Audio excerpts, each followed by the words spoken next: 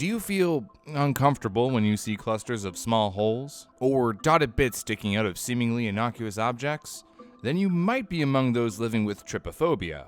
I don't personally have any issues with these, but this might, No, Brew, no, Brew, put that up, no! Yeah.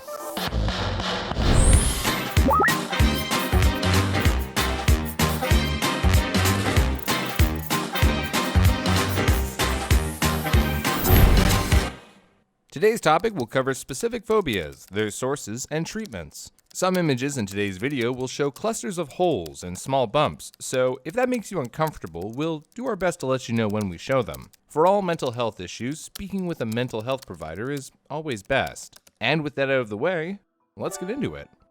A 12-year-old girl in 6th grade was brought into a psychiatrist's office to discuss her feelings of disgust and fear while looking at images of dotted objects, holes, or particularly bright or conspicuous protruding elements. She was originally diagnosed with separation anxiety disorder, and her mother had a history of generalized anxiety disorder. Whenever the young girl would look at trigger images, she would experience neurovegetative symptoms. That is, symptoms involving the autonomic nervous system, including increased heart rate, sweating, nausea, agitation, and pallor. She told her psychiatrist that she would experience these symptoms whenever she looked at things like seed-covered bread, Gruyere cheese, and clothes with polka dots or animal print. Her mother described a day when her daughter desperately escaped from the bathroom, right after spotting its perforated concrete walls.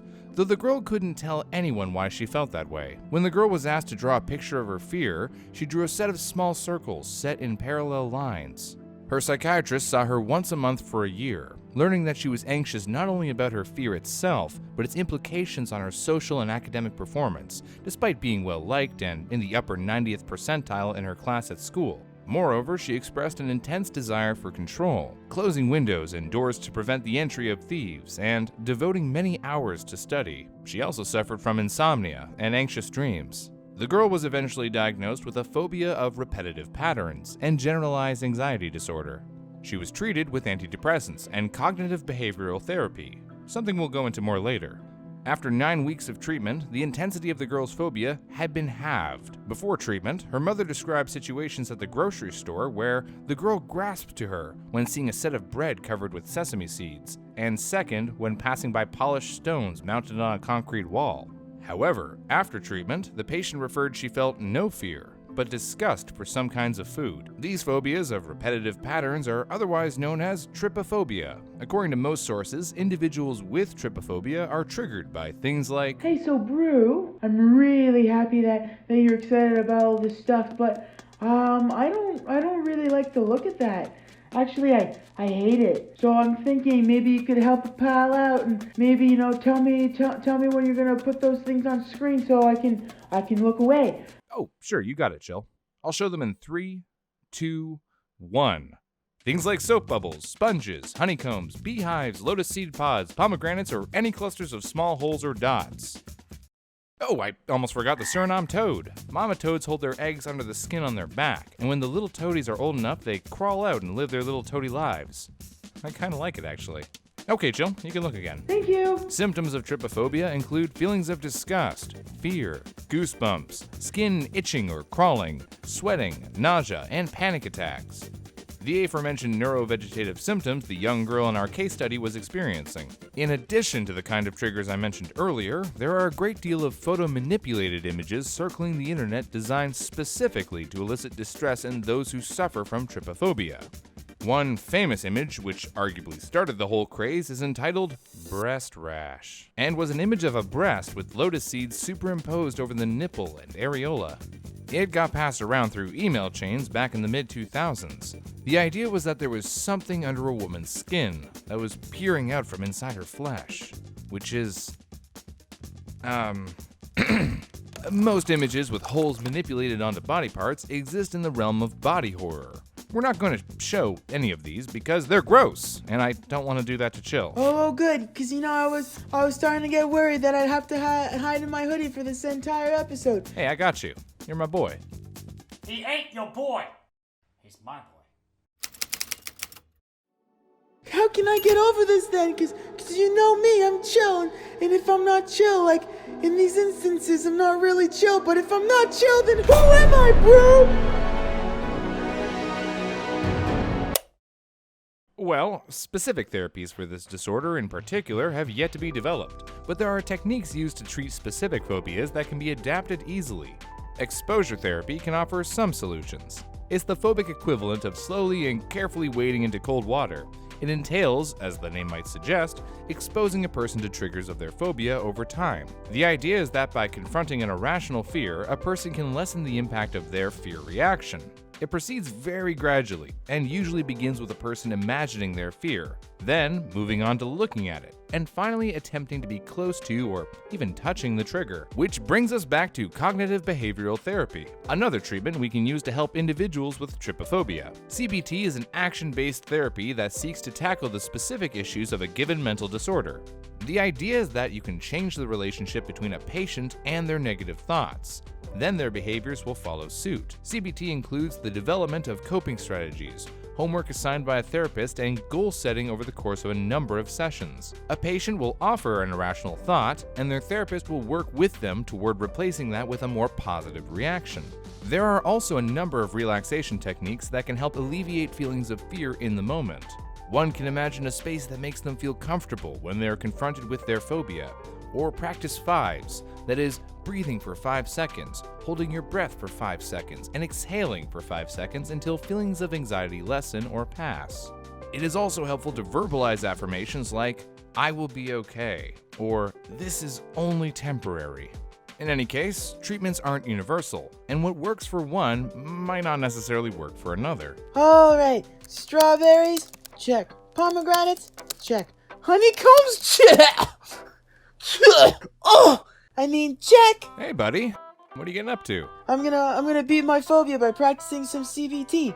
Jill buys things. I'm gonna own my fears, literally. That's not what CBT stands for. Oops! Silly me. I need to sign in before checkout. Hi there, my name is Jill, and this is my password. Good day to you, Jill here. This is my password. I love you. Oh, I just wanted all my website passwords to feel like, loved and appreciated. But it's just too hard to remember all of them, man. Oh. Well, have you tried using this episode's sponsor, Dashlane? Tired of coming up with a secure password for every account? Just use Dashlane to generate one on the fly. So it can make my passwords as unique and special as mine?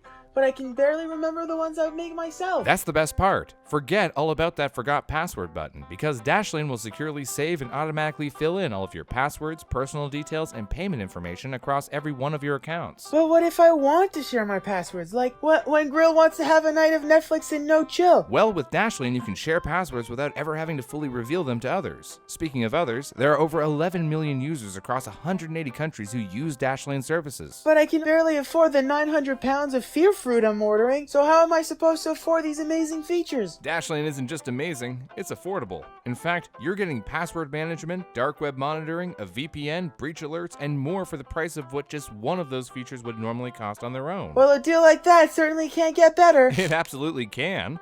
How does getting Dashlane for free on the first device you sign up with sound? Just sign up at www.dashlane.com/brew, and when you want to upgrade to premium, use my code BREW for a limited time discount. Thanks, Dashlane, for keeping things simple and safe. Hey! Who just used my credit card on WholeFoods.com? Wait, what are Lotus seed pods? Wait, no, Grill, don't Google Oh it! my god, what is this and why am I so afraid of it? There are a few theories. The first is that we have a visceral reaction to these types of images because they remind us of disease and other infections.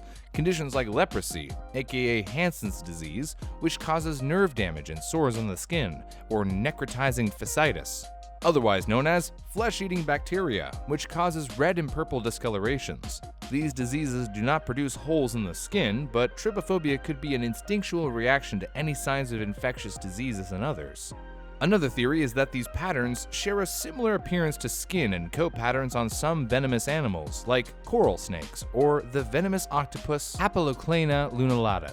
However, a study from 2017 found that while trypophobic stimuli were associated with discomfort in children, the association between trypophobic stimuli and venomous animals vanished when the typical visual characteristics of trypophobic features were removed from colored photos of venomous animals. Their argument was that since children were not innately fearful of dangerous animals, trypophobic reactions are triggered by something else.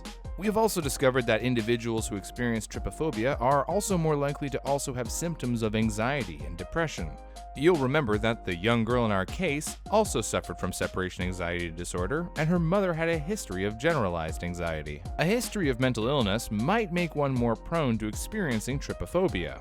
A phobia is defined as an excessive and irrational fear reaction, and, as of now, trypophobia is not recognized as a specific phobia by the Diagnostic and Statistical Manual of Mental Disorders, or DSM-5, 5 meaning this is the 5th edition since 1952.